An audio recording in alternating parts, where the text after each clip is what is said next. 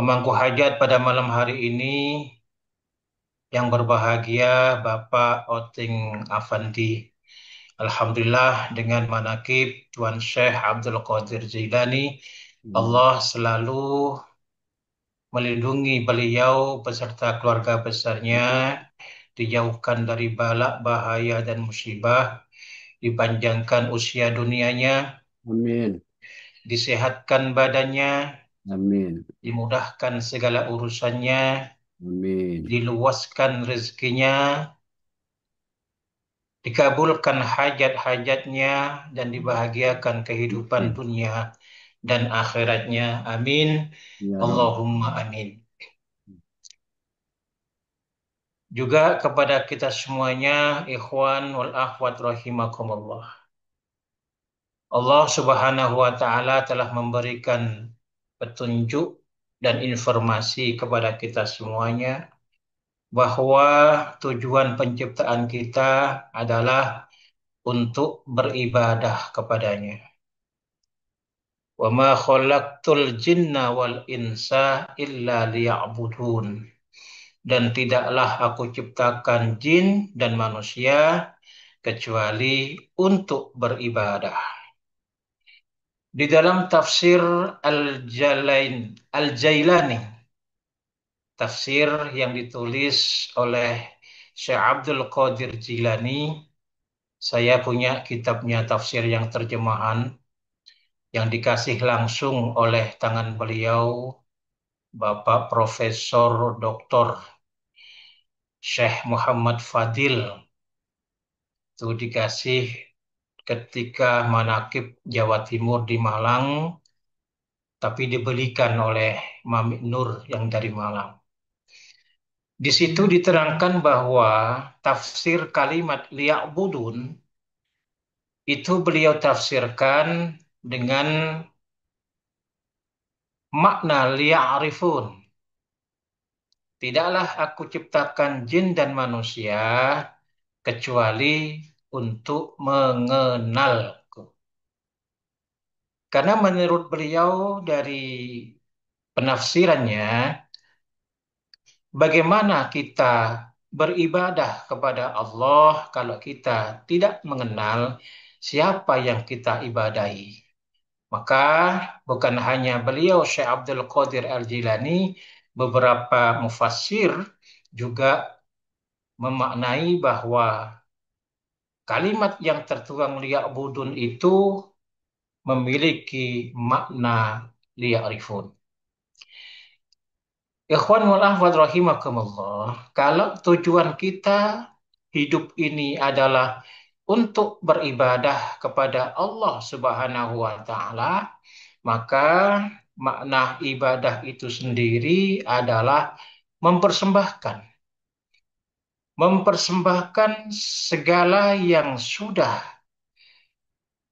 diatur oleh Allah Subhanahu wa taala yang menjadikan atau menjadi kewajiban kita secara syar'i, juga mempersembahkan sesuatu yang diridhoi oleh Allah Subhanahu wa taala melalui ucapan baik kita, amaliyah baik kita, dan zikir-zikir yang kita lakukan. Kalau ibadah itu memiliki makna mempersembahkan, lalu kita bertanya, kalau ibadah itu mempersembahkan, lalu apa yang kita persembahkan? Orang kita tidak memiliki apa-apa. Kita tidak memiliki apa-apa, kita tidak mau apa-apa, dan kita tidak tahu apa-apa. Seringkali disampaikan oleh guru kita, Pangersa Abaos. Apa yang kita persembahkan? Kita tidak tahu apa-apa. Sebagaimana Allah berfirman di dalam Al-Quran, Wallahu akhrajakum min butuni ummahatikum la ta'lamuna syai'ah. Dan Allah mengeluarkan kamu sekalian dari perut ibu dalam keadaan tidak tahu apa-apa.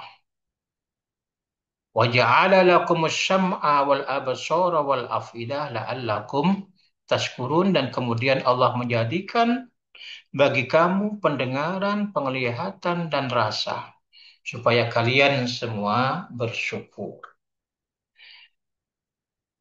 Jadi kalau kita tidak tahu apa-apa, berarti yang masih tahu kita itu Allah. Dan kita merupakan pilihan Allah yang diberikan ilmu pengetahuan. Bagaimana caranya kita melakukan ibadah? Karena tidak semua orang memiliki pengetahuan bagaimana beribadah kepada Allah Subhanahu wa Ta'ala. Di dalam Al-Quran, Allah menjelaskan bahwa banyak hamba yang menyangka bahwa ibadahnya itu sudah baik. Padahal ibadahnya itu tidak memiliki nilai apa-apa di sisi Allah Subhanahu wa Ta'ala. Karena apa? Karena di antaranya tidak dibarengi dengan ilmu pengetahuan. Dan Allah menerangkan bahwa Allah mengeluarkan kita dari perut ibu kita. Ketika kita keluar, kita tidak tahu apa-apa.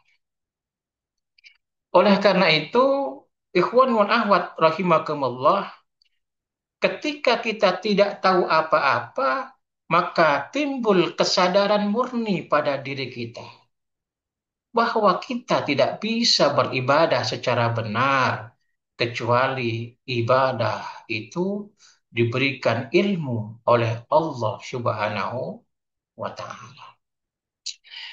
Bagaimanapun banyaknya ilmu yang diberikan Allah Subhanahu wa Ta'ala, tidak semua orang yang memiliki ilmu diberikan oleh Allah petunjuk, hidayah, kemampuan untuk melaksanakan ibadah.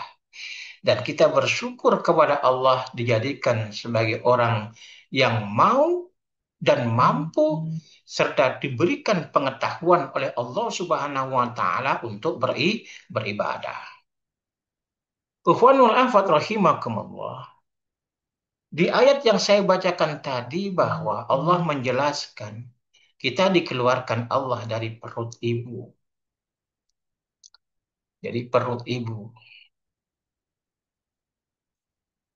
Baik itu laki-laki maupun yang perempuan, baik itu presiden, guru, ustadz, dan semuanya itu keluar dari perut ibu.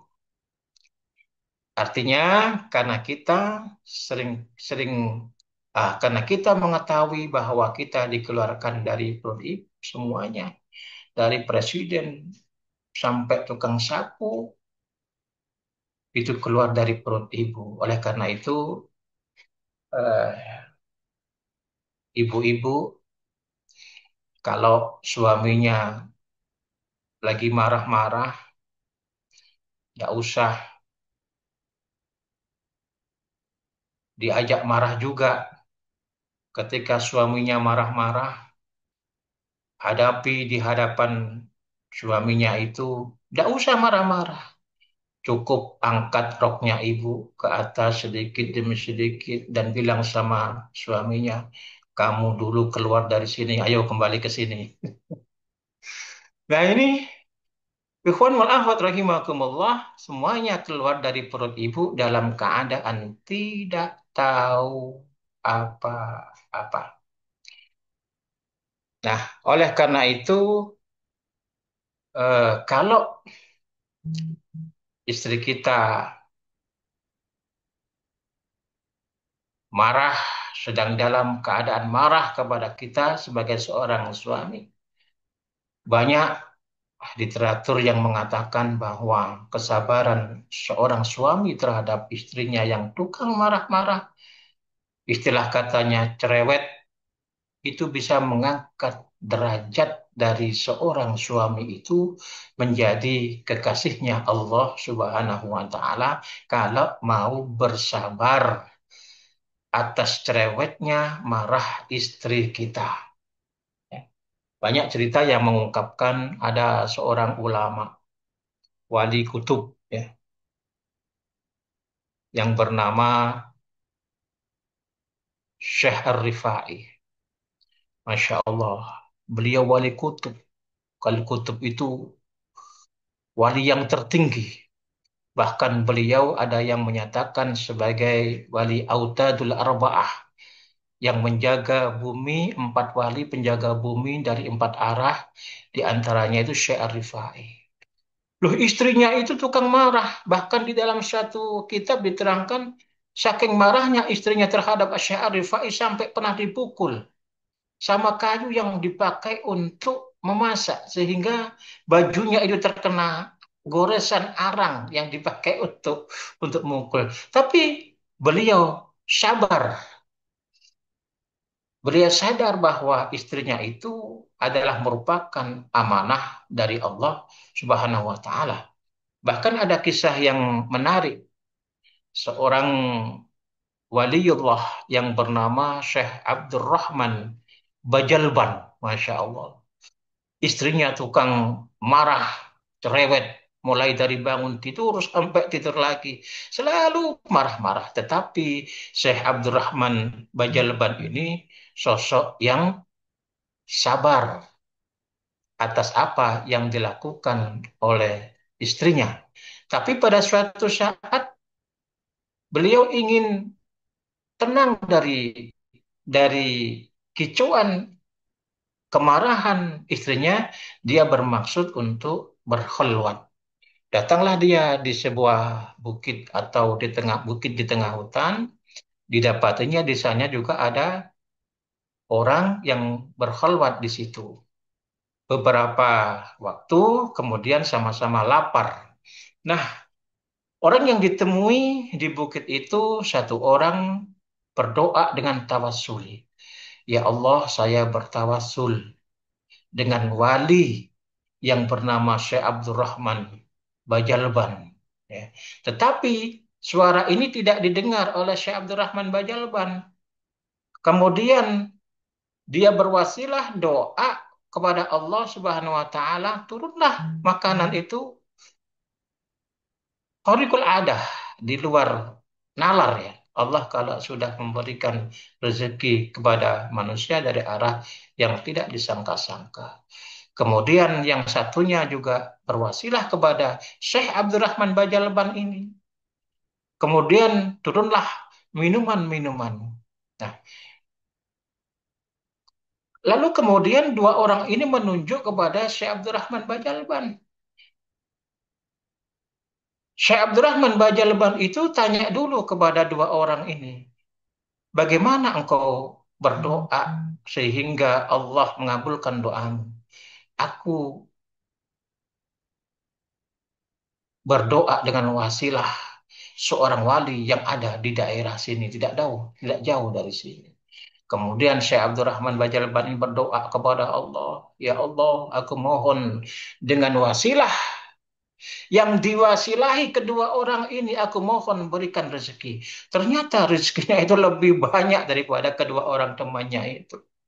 Lalu kemudian Syekh Abdurrahman Bajalban ini tanya kepada dua orang temannya, berwasilah kepada siapa memangnya kamu ini? Ternyata dia berwasilah kepada Syekh Abdurrahman Bajalban. Dia hanya mendengar namanya tapi tidak tahu orangnya. Kemudian Syekh Bajalban ini berpikir, ternyata dengan mendengarkan ocehan, marahan si istri ini, ternyata mengangkat derajat saya, diangkat oleh Allah Subhanahu wa taala sehingga menjadi doa yang mujarab ketika wasilah dengan nama saya. Aku tak tak pulang saja, ndak jadi khalwat karena ternyata mendengarkan ocehan istri dengan kesabaran itu lebih baik daripada khalwat. Beliau pulang ke rumahnya, kemudian beliau menikmati segala kemarahan, ujian dari istrinya.